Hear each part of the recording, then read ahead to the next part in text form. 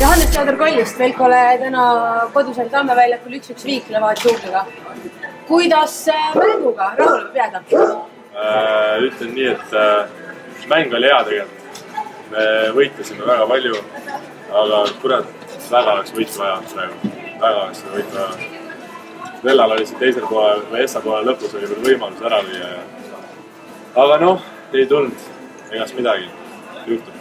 Aga võib rahule jääda. 1-1 viik on tore. Et see ei jää kipitama, et eduseisus selles mõttes nagu ära andsime selle võidu?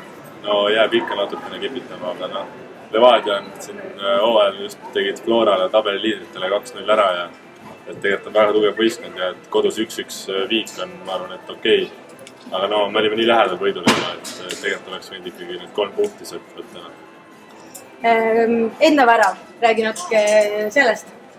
No sealt Antut tuli ideaalne pall mulle ja ma vaatasin, et mis mul siit muud üle jääb, et kui vajutada seda peale lihtsalt ja tavasin ideaalselt ja nii ta sinna posti kõrval läks.